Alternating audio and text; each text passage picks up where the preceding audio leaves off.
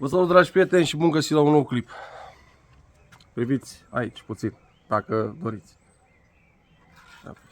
Haideți să vă arăt și de aici.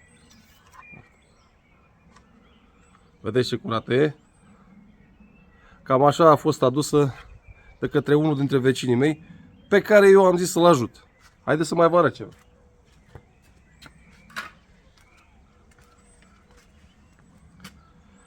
Îmi asum absolut toate criticile care pot veni din partea anumitor persoane care să știu cum usca pe căciulă.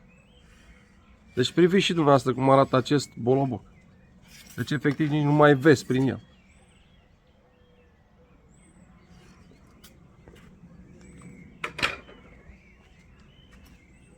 Și acest flex, să dăm și mie, vecine, când trebuie să tai vreo două fiare și am o gresie două de tăiat.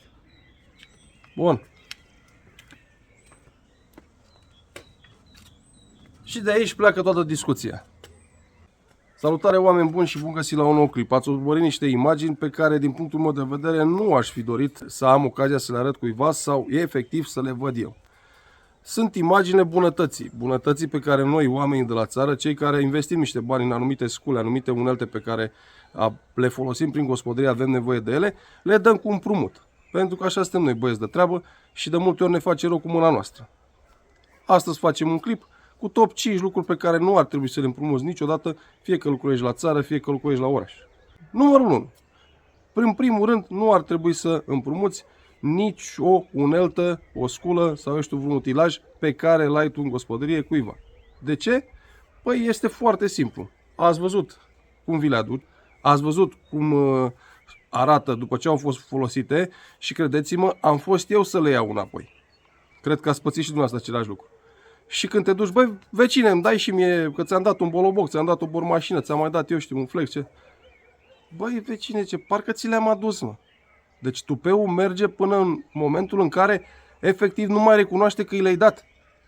Și se roagă la cel de sus să uiți de ele. Și credeți-mă, de multe ori uităm de lucrurile pe care le dăm împrumut și nu le mai primim înapoi. Rămân ale omului. Și dacă le vezi peste 5, 7, 8 luni sau, eu știu, un an, doi, pe la el, spune, tu te bă de aici că sunt ale mele. Am dreptate? Sunt sigur că mulți ați pățit acest lucru. Deci dacă ai acasă o lopată, o cazma, eu știu, o sapă, un flex, o bormașină, un aparat de sudură, ori nu dați împrumut. Le-ai dat împrumut, ai ocazia să le cumperi din nou. Se pot deteriora de multe ori fără să vrei. Fără să vrei. Iei ceva împrumut și se strică la tine. Ce faci? Trebuie să-l cumperi. Chiar dacă acel lucru are o vechime, are o uzură, se strică la tine. Cum te duci tu la vecină tău sau la prietenul și spui, bă, păi s-a stricat. Nu cred că ai tupeu. Trebuie să te duci cu acea sculă, acea uneltă cumpărată. Și cel mai bine e să-ți cumperi și să folosești doar ce îți trebuie și ce ai cumpărat tu și al tău. Numărul 2. Cred că la țară și nu numai, încă se mai poartă aceea formă de ajutor. Băi, vecine, dă-mă și mie 200 de lei, că uite, ți dau când ia nevastă mea șomajul, sau când vin alocațiile, sau când iau salariul, sau când bagă banii pe carte.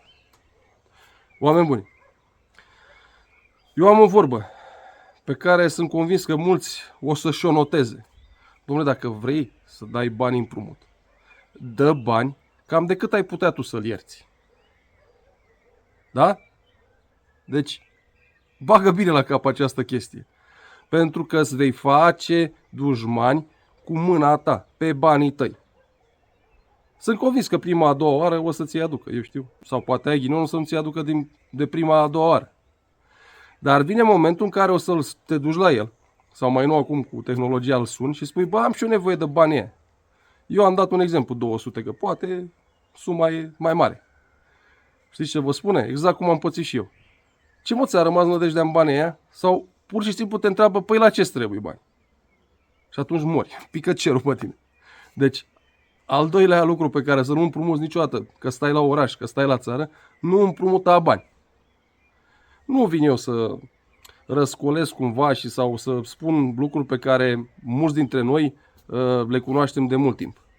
Dar sunt mulți naivi pe pământul acesta și cred că ar fi momentul să mai audă și de la unul și de la altul străin ce se poate întâmpla în momentul când dai bani împrumut. Numărul 3.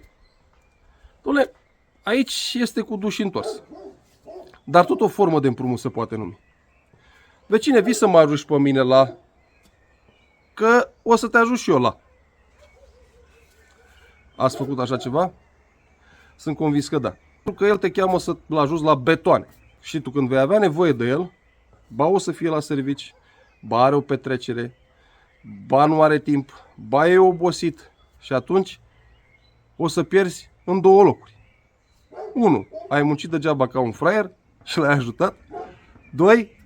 Ai rămas și fără ajutor, ți-ai făcut și un dușman mai micuț acolo, pentru că sigur în sufletul lui și în familia lui mai ales să discute. Iată-l bă și pe ăsta, mă cheamă la muncă, păi nu o să fac aia, fac aia. Pentru că el a uitat când tu l-ai ajutat.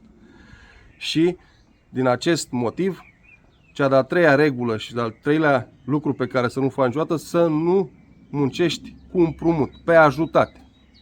Fie că stai la țară, fie că stai la oraș. Cea de-a patra regulă. Nu dați cu împrumut mașină, bicicletă, motocultor, generator, drujbă, motocositoare și lista continuă. Tot ce aveți dumneavoastră prin gospodărie. Chiar și mașină de tocat. La țară încă se mai poartă acest lucru. Am tăiat și eu porc. Cum dai și mie mașina aia ta că știi, uite, merge mai bine. Nu am. Doamne, nu am.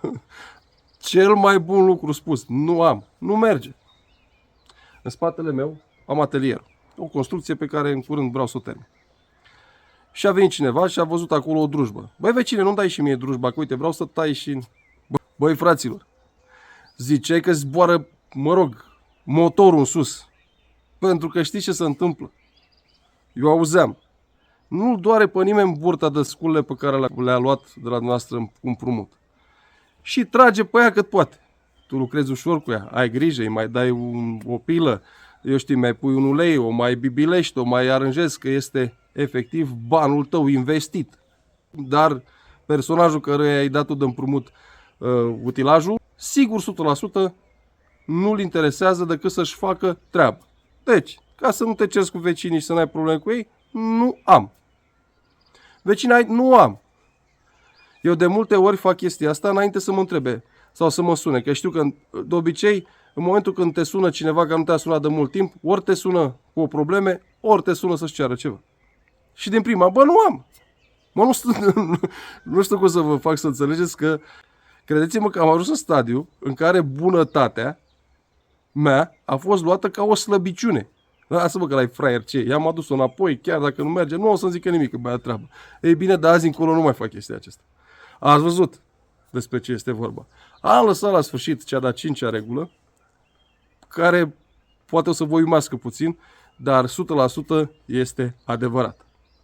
Exact cum vă spuneam, cea de-a 5-a regulă pe care pur și simplu și eu am încălcat-o, o regulă în urma căruia și eu am avut de pierdut, este că orice bărbat, mai ales, bine, chiar și doamnele, dar la dânsele sunt alte chestii, accesorii.